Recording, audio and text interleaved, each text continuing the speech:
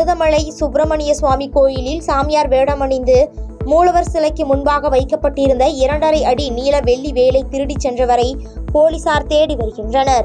மருதமலை கோயில் கும்பாபிஷேகம் நாளை நடைபெற உள்ள நிலையில் கோயிலில் நிகழ்ந்துள்ள திருட்டு சம்பவம் அதிர்ச்சியை ஏற்படுத்தியுள்ளது. கள்ளக்குறிச்சி மாவட்டம் சங்கராபுரம் அருகே பெய்த மழை காரணமாக அரசு பேருந்தின் மேற்கூரை வழியாக ஒழுகிய மழைநீரில் பள்ளி மாணவர்கள் நனைந்தபடி செல்லும் காட்சிகள் வெளியாகி வைரலாகி வருகின்றன. அரசு பேருந்தில் மழைநீர் ஒழுகும் காட்சிகள் வாடிக்கையாகி வரும் நிலையில் தகுந்த நடவடிக்கையை மேற்கொள்ள வேண்டும் என சமூக ஆர்வலர்கள் கோரிக்கை விடுத்துள்ளனர். சென்னை திருவொற்றியூர் காலடிப்பேட்டை பகுதியில் காலியாக உள்ள காவலர் குடியிருப்பு வளாகத்தை மாநகராட்சியிடம் ஒப்படைக்க வேண்டும் என மாமன்ற கூட்டத்தில் தீர்மானம் நிறைவேற்றப்பட்டது. மேலும் காலடிப்பேட்டை 12வது வார்டில் புதிய ரேஷன் கடை அமைத்து தர வேண்டும் எனவும் கோரிக்கை விடுக்கப்பட்டது.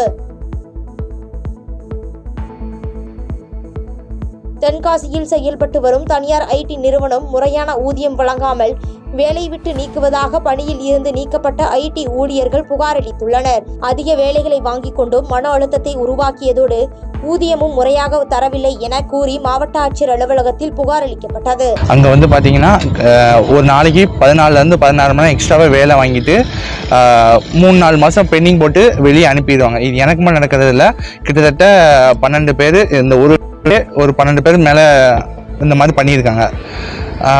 அங்கே பார்த்தீங்கன்னா ஒவ்வொருத்தருக்கும் 30,000 to 80,000 வரைக்கும் பெண்டிங் அமௌண்ட் இருக்குது. இப்போ நாங்கள் வேலைக்கு வர்றதே எங்களோட ஃபினான்ஸ் சிச்சுவேஷன் ஒவ்வொரு கண்டிஷனுக்காக தான் நாங்கள் வரோம். ஆனால் அவங்க இப்படி தரேன்னு ஏமாற்றிக்கிட்டு இருக்காங்க. அவங்க தர மாட்டேங்காங்க. அதேமாரி நீங்கள் இப்படிலாம் பண்ணுறீங்க அப்படின்னு கேட்டதுக்கு நீங்கள் இதெல்லாம் பண்ணியிருக்கீங்க, நீங்கள் ஒழுங்காக வேலை பார்க்கலாம் அந்த மாதிரி சொல்லி அலக்கழிக்காங்க. அதேமாரி நாங்கள் சரியாக தான் வேலை பார்த்துருக்கோன்னு கேட்டால் எங்களை ஆள் வச்சு அடிச்சிடும் அந்த மாதிரி மிரட்டுதாங்க. 7 பேர் சேர்ந்து மனு கொடுத்துருக்கோம் அப்படின்னோடனே எங்களுக்கு ஒவ்வொருத்தருக்கும் அவங்க சைட்லேருந்து டெய்லி ஃபோன் பண்ணி மிரட்டுறாங்க.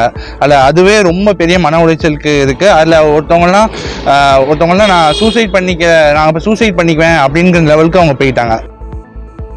கிருஷ்ணகிரி மாவட்டம் ஓசூர் அடுத்த தேன்கனிக்கோட்டையில் தோப்பில் மர்ம நபர்கள் தீ வைத்ததில் 1.5 லட்சம் மதிப்பிலான ராகி போர்கள் தீயில் எரிந்து சேதமடைந்தன.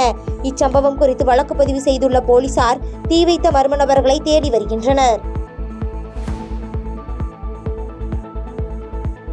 சேலம் மாவட்டம் சங்ககிரி அருகே நியூட்ரிஷன் சென்டர் நடத்தி வந்த ராஜேந்திரன் வெட்டி கொலை செய்யப்பட்ட சம்பவத்தில் அவரது மனைவி மற்றும் மகனை போலீசார் கைது செய்தனர்.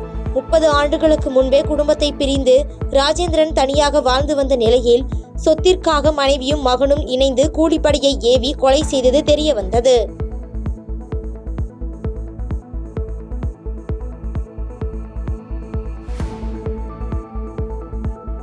திருவாரூர் அரசு மருத்துவமனையில் தெருநாய்கள் கடித்ததில் 11 நாட்களில் 83 நபர்கள் சிகிச்சைக்காக அனுமதி அளிக்கப்பட்ட சம்பவம் அதிர்ச்சியை ஏற்படுத்தியுள்ளது. தெருக்களில் மக்களுக்கு அச்சத்தை ஏற்படுத்தும் வகையில் சுற்றித் திரியும் நாய்களை கட்டுப்படுத்த வேண்டும் என சமூக ஆர்வலர்கள் கோரிக்கை விடுத்துள்ளனர். சேலம் மாவட்டம் ஓமலூர் அருகே விவசாயம் செழிக்க வேண்டி முத்துநாயக்கன்பட்டி திரௌபதி அம்மன் கோயிலில் கரகம் எடுத்து ஆடி வந்து பக்தர்கள் நேர்த்திக்கடன் செலுத்தினர். 18 பட்டியைச் சேர்ந்த 100க்கும் மேற்பட்ட பக்தர்கள் ஊர்வலமாக வந்து சுவாமி தரிசனம் செய்தனர். பெரம்பலூர் புதிய பேருந்து நிலையம் அருகே அதிமுக சார்பில் கோடை காலத்தை முன்னிட்டு பொதுமக்களின் பயன்பாட்டிற்காக தண்ணீர் பந்தல் திறக்கப்பட்டது. பெரம்பலூர் நகர அதிமுக செயலாளர் ராஜபூபதி தலைமையில் நடைபெற்ற இந்நிகழ்ச்சியில் சட்டமன்ற உறுப்பினர் தமிழ்செல்வன் கலந்து கொண்டு திறந்து வைத்தார். மதுரை திண்டுக்கல் தேசிய நெடுஞ்சாலையின் தச்சியம் பகுதியில் தனியார் பேருந்து இருசக்கர வாகனத்தின் மீது மோதி விபத்துக்குள்ளானதில் இருசக்கர வாகன ஓட்டுநர் பழனிக்குமார் சம்பவ இடத்திலேயே பரிதாபமாக உயிரிழந்தார். தகவல் அறிந்து சம்பவ இடத்திற்கு வந்த போலீசார் உயிரிழந்தவரின் உடலை மீட்டு பிரேத பரிசோதனைக்காக அனுப்பி வைத்து விசாரணை மேற்கொண்டு வருகின்றனர். செங்கல்பட்டு மாவட்டம் கல்பாக்கம் அடுத்த புதுப்பட்டியில் நிலத்தரகர்கள் நலச்சங்கத்தின் தலைமை அலுவலகத்தில் புதிய மாவட்ட நிர்வாகிகள் பதவியேற்பு விழா நடைபெற்றது. இந்நிகழ்ச்சியில் புதிதாக பதவியேற்றுக் கொண்டவர்களுக்கு சால்வை அணிவித்து மரியாதை செலுத்தப்பட்டது. கன்னியாகுமரி மாவட்டத்தில் தர்மபுரம் ஊராட்சி மன்ற தலைவராக இருந்தபோது பல்வேறு பணிகளில் ஊராட்சிக்கு இழப்பு ஏற்படுத்திய முன்னாள் ஊராட்சி மன்ற தலைவிக்கு 1,19,00,000 ரூபாயை உடனடியாக செலுத்த தணிக்கை அதிகாரி உத்தரவிட்டுள்ளார். தர்மபுரம் ஊராட்சி மன்ற தலைவராக ரெங்கநாயகி என்பவர் செயல்பட்டு வந்தபோது பல்வேறு முறைகேடுகளில் ஈடுபட்டதாக எழுந்த புகாரின் பேரில் ஊராட்சி ஆவணங்கள் 1 மாதத்திற்கு மேலாக சிறப்பு அதிகாரிகளால் தணிக்கை செய்யப்பட்ட நிலையில் 30 நாட்களுக்குள்ளாக 1,19,00,000 ரூபாய் செலுத்த வேண்டும் என உத்தரவு பிறப்பிக்கப்பட்டுள்ளது.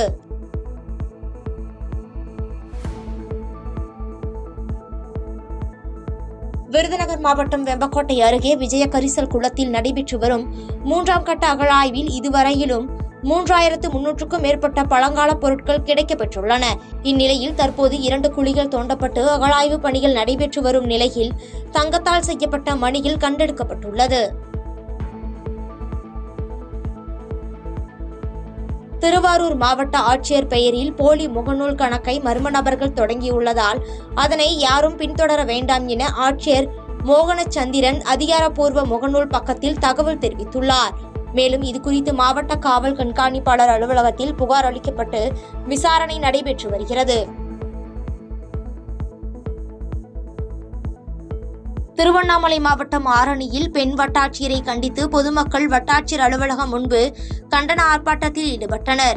ஆரணி டவுன் காமராஜர் சிலை அருகே நீர்நிலை பிடிப்பு என்று கூறி வட்டாட்சியர் கௌரி தலைமையில் ஆக்கிரமிப்புகள் அகற்றிய நிலையில் மீதமுள்ள ஆக்கிரமிப்பு இடங்களை அகற்றவில்லை என்றும் அதே நீர்நிலை பிடிப்பு என்ற இடத்தில் கட்டியுள்ள கட்டிடங்களை அகற்றாமல் பாரபட்சம் இல்லாமல் நடந்து கொள்ளும் ஆரணி வட்டாட்சியர் கௌரி மீது மாவட்ட நிர்வாகம் உரிய நடவடிக்கை எடுக்க வேண்டும் என போராட்டத்தில் ஈடுபட்டனர்.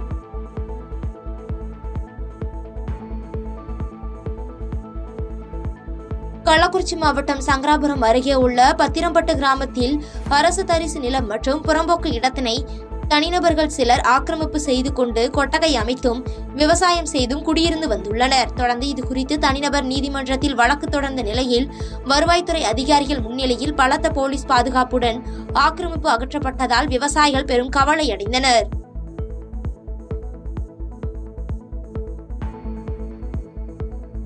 விழுப்புரம் மாவட்டம் செஞ்சியில் இன்று காலை திடீரென பெய்த கனமழை காரணமாக அரசு ஒழுங்குமுறை விற்பனை கூடத்திற்கு விவசாயிகள் கொண்டு வந்த சுமார் 4,000 நெல் மூட்டைகள் மழையில் நனைந்து சேதமடைந்ததால் விவசாயிகள் வேதனை அடைந்தனர். மேலும் இங்கு நெல் மூட்டைகள் நனையாமல் இருக்க பாதுகாப்பு மேல்கூரை அமைக்க விவசாயிகள் தொடர்ச்சியாக கோரிக்கை வைத்து வரும் நிலையில் இதுவரை மேற்கூரை அமைக்காததால் மழையில் நெல் மூட்டைகள் நனைந்து விவசாயிகள் பாதிக்கப்படுவது தொடர்கதையாகி வருகிறது.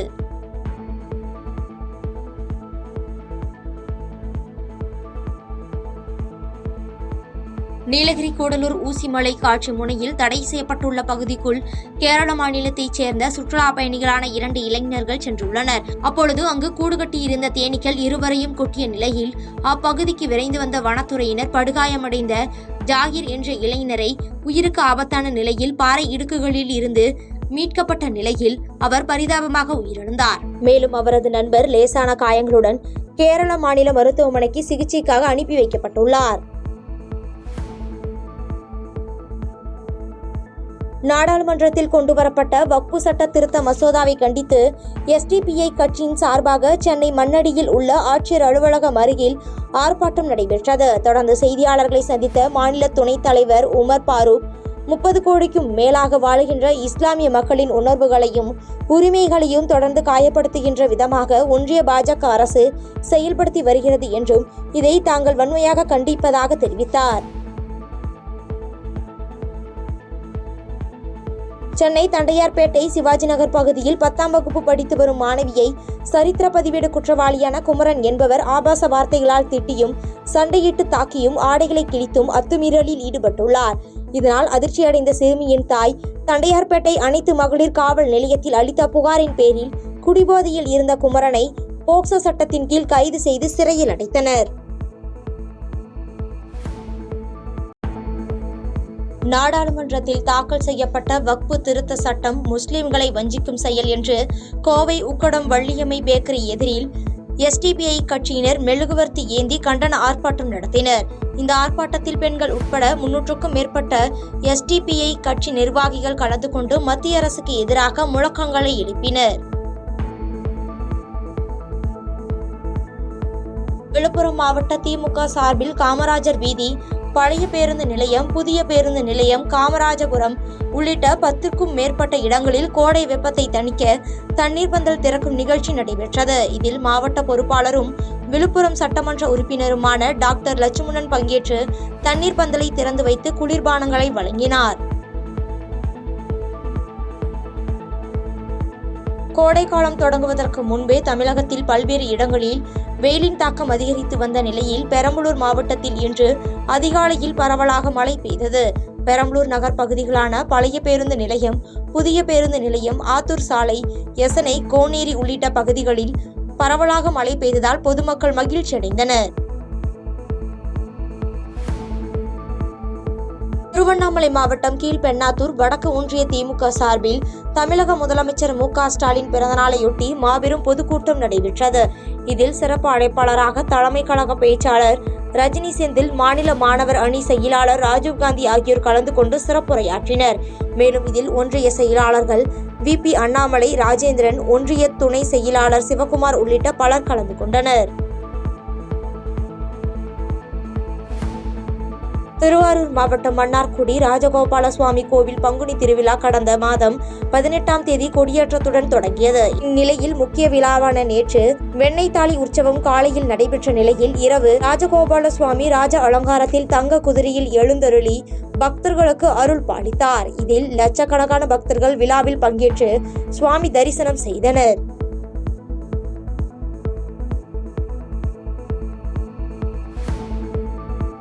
புதுக்கோட்டை மாவட்டம் விராலிமலை அருகே உள்ள தொட்டியம்பட்டி கிராமத்தில் உள்ள தொடக்கப்பள்ளியில் 40ற்கும் மேற்பட்ட மாணவ மாணவிகள் படித்து வருகின்றனர்.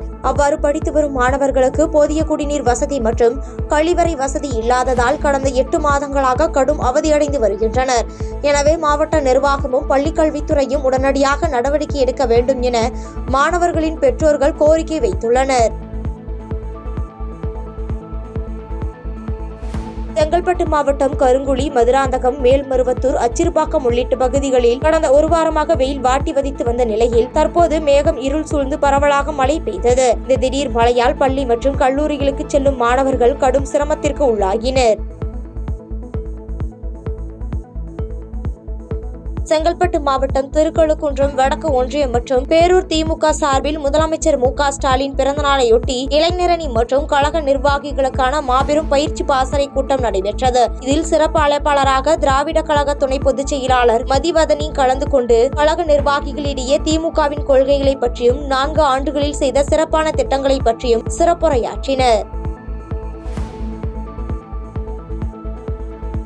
விழுப்புரம் 28வது வார்டு கவுன்சிலர் வடிவேல் பழனி இவருடைய மகள் ஆதிலட்சுமிக்கு வரும் 7ஆம் தேதி திருமணம் நடைபெறவுள்ள நிலையில் இன்று விழுப்புரம் நகராட்சியில் பணியாற்றும் தூய்மை பணியாளர்களை அழைத்து தன் மகளுக்கு திருமண நலுங்கு வைத்தார். தன் வார்டில் தூய்மை பணியை செய்பவர்களையும் மதித்து கவுன்சிலர் நலுங்கு வைத்த நிகழ்வு அப்பகுதியில் நெகிழ்ச்சியை ஏற்படுத்தியது.